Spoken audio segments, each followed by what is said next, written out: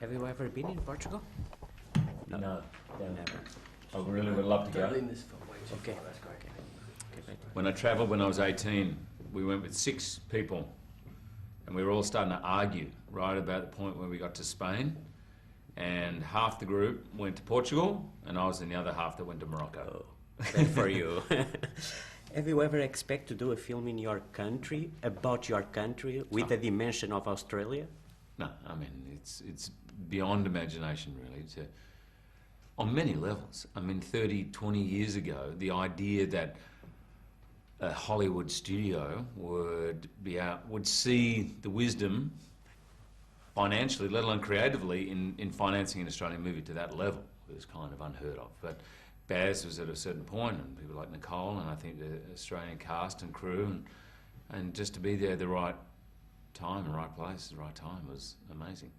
Now that you are living in Hollywood, how often do you get visit to Australia? Oh, I go every year.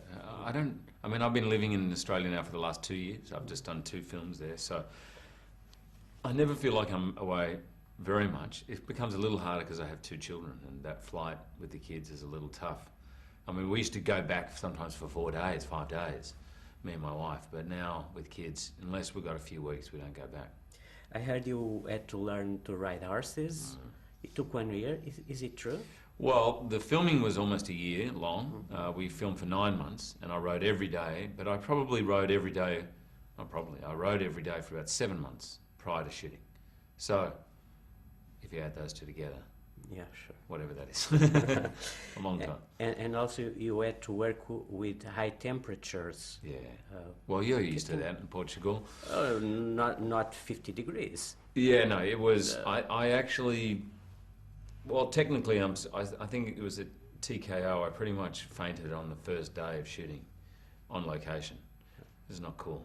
Particularly with, we were working with the real cowboys or real drovers and cattlemen out there.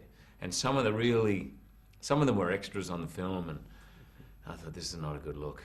You know, first day the actor gets out there and faints. But it was about, I don't know, I was on the horse for about 4 hours, and it was about, I think it was about 53 degrees, and I was wearing 53 degrees. Leather pants, a woolen shirt, woolen t-shirt, which they kind of used to wear back then, but they had a coat, which the costume designer loved, but it was actually made for the snow. It's a sort of leather outside, but it had lining all through the middle. And every time they tried to put an umbrella above my head, the horse would freak out. My horse hated umbrellas. For whatever reason, he was terrified of an umbrella above his head. I suppose it's pretty unusual for a horse, right? They don't really get umbrellas above their head. So I was just sitting there. And it was my fault. They said, oh, mate, we're probably going to be 5 minutes. 5 minutes? Oh, what the hell, I was saying the horse. And it was about 45 minutes later. They said, oh, it'll be about 5 minutes. And I said, really, 5 minutes? They said, yeah. And about another half hour later, I felt a hand in my back. I said, mate, what are you doing? He goes, what am I doing? You're at a 45-degree angle to the horse. He was like holding me like this. I was just about to fall over. All these elements change in any aspect your mind on the set? Was it different to what I expected? Yes. No, because I've been out there when I was 19. Spent 3 months out in that region. So I kind of knew what it was. And I was so excited to go back because as a 19-year-old kid, I went out there and I very nearly stayed. It's got a hypnotic quality to it out there.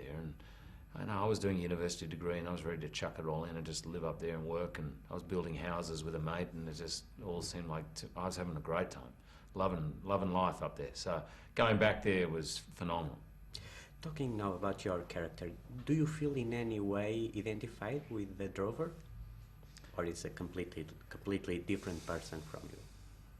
It's different from me, but there are elements of him which are, well, I told you when I was 19 I very nearly stayed up there, so there's a part of me, maybe a fair way back deep down. I mean, I'm a Sydney boy, urban kid, but part of me would have loved to have lived out there.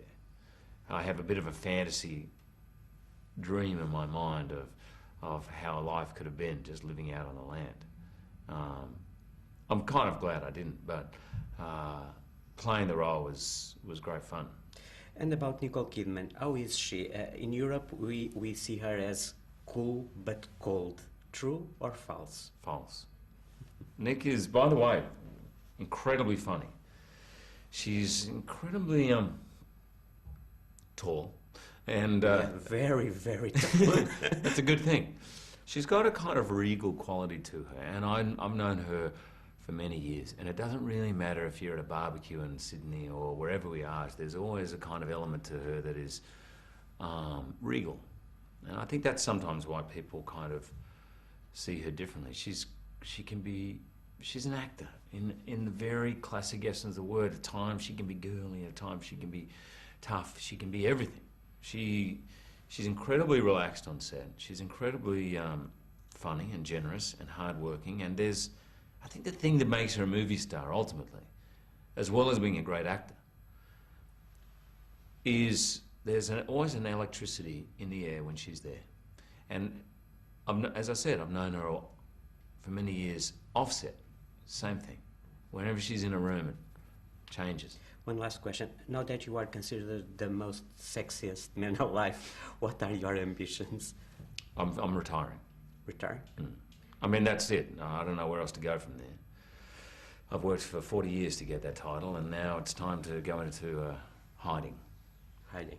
Well, because from now on, I'll forever be compared to that time, and it's only going to be unfavourable.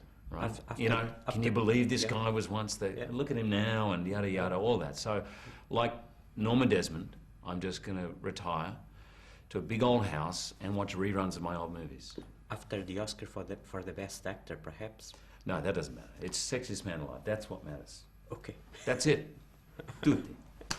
Thank you very much.